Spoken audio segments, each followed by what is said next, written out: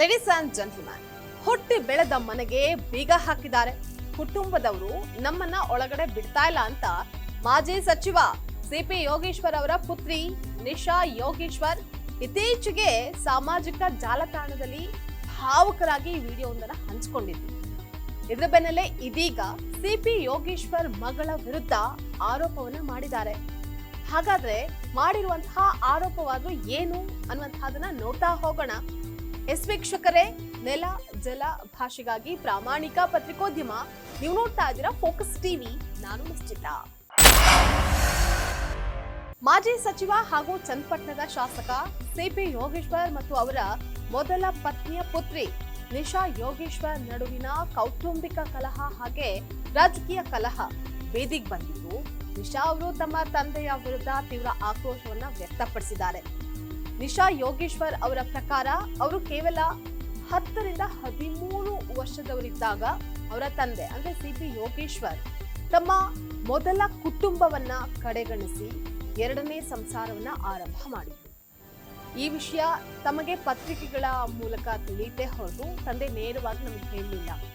ಅವತ್ತಿಂದ ತಂದೆಯ ಪ್ರೀತಿ ಮತ್ತೆ ಅದರಿಂದ ನಾವೆಲ್ಲರೂ ಕೂಡ ಪ್ರೀತಿಯಿಂದ ವಂಚಿತರಾಗಿದ್ದೀವಿ ಅನ್ನುವಂಥದ್ದು ನಿಶಾ ಅವರು ಬೇಸರವನ್ನ ವ್ಯಕ್ತಪಡಿಸಿದ್ರು. ಇನ್ನು ಆಸ್ತಿಯಲ್ಲಿ ಪಾಲನ್ನ ಕೇಳಿ ನಿಶಾ ಹಾಗೆ ಅವರ ತಾಯಿ ಕೋರ್ಟ್ ಮೆಟ್ಟಿಲೇರಿದ್ರು.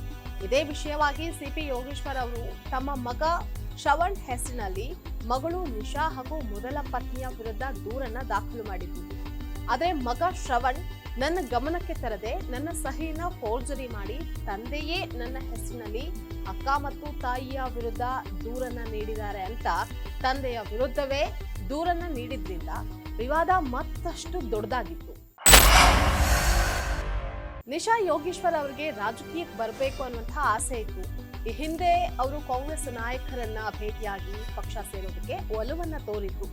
ಚುನಾವಣೆಯಲ್ಲಿ ತಂದೆಯ ಪರವಾಗಿ ತಾವು ಕೆಲಸ ಮಾಡಿದ್ದು ತಂದೆ ತಮಗೆ ರಾಜಕೀಯವಾಗಿ ಬೆಳೆಯೋದಕ್ಕೆ ಬಿಡ್ಲಿಲ್ಲ, ತಮ್ಮ ಬದುಕನ್ನ ಕಟ್ಕೊಳ್ಳೋದಕ್ಕೆ ಮುಕ್ತ ಅವಕಾಶವನ್ನ ನೀಡಲಿಲ್ಲ, ಹಾಗೆ ಕರಿಯರ್ ಅನ್ನ ಹಾಳು ಮಾಡಿದ್ರು ಅಂತ ಕೂಡ ಆರೋಪ ಮಾಡಿದ್ರು ನಿಶಾ. ಈಗ ಮಗಳ ಆರೋಪಗಳ ಸುರಿಮಳೆಯ ಬೆನ್ನಲ್ಲೇ ಮಾಜಿ ಸಚಿವ ಸಿಪಿ ಯೋಗೇಶ್ವರ್ ಮಗಳ ವಿರುದ್ಧ ತಿರುಗಿ ಬಿದ್ದಿದ್ದಾರೆ.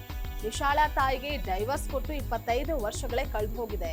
ಆದ್ರೂ ಕೂಡ ನಿಶಾ ಮತ್ತು ಆಕೆಯ ತಾಯಿ ಸುಖ ಸುಮ್ಮನೆ ಆರೋಪಗಳನ್ನ ಮಾಡ್ತಾ ಇದ್ದಾರೆ ಅಂತ ಮಗಳ ವಿರುದ್ಧ ಸಾಲು ಸಾಲು ಆರೋಪಗಳನ್ನ ಮಾಡಿ ವಿಡಿಯೋವನ್ನ ಹರಿಬಿಟ್ಟಿದ್ದಾರೆ. ನಾನು ಹಾಗೆ ಯಾರು ಮನೆಯ ಬಳಿ ಇಲ್ಲದೆ ಇದ್ದಾಗ ಮನೆಗೆ ಬಂದು ಈ ರೀತಿಯಾದ ಆರೋಪಗಳನ್ನ ಮಾಡಿದ್ರೆ ನನಗೂ ಆ ಕುಟುಂಬಕ್ಕೂ ಯಾವುದೇ ರೀತಿಯ ಸಂಬಂಧ ಇಲ್ಲ. ಆದ್ರೆ ಇನ್ನು ನನ್ನ ಮಗಳಿಗೆ ನಾನಿನ್ನೂ ತಂದೆಯಾಗೇ ಇದ್ದೀನಿ. ಆದ್ರೆ ನನ್ನ ಮಗಳು ನನ್ನ ವಿರುದ್ಧವೇ ಇಲ್ಲ ಸಲ್ಲದ ಆರೋಪಗಳನ್ನ ಮಾಡಿ ನನ್ನ ಮನಸ್ಸಿಗೆ ಘಾಸಿ ಉಂಟು ಮಾಡ್ತಾ ಇದ್ದಾಳೆ ಅಂತ ಆರೋಪವನ್ನ ಮಾಡಿದ್ರು.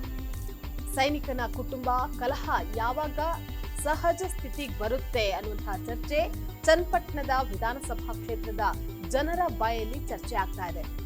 ಇದಾಗಿತ್ತು ಇವತ್ತಿನ ಪೊಲಿಟಿಕಲ್ ಅಪ್ಡೇಟ್. ನೆಲ ಜಲ ಭಾಷೆಗಾಗಿ ನೋಡ್ತಾ ಇರಿ ಫೋಕಸ್ ಟಿವಿ.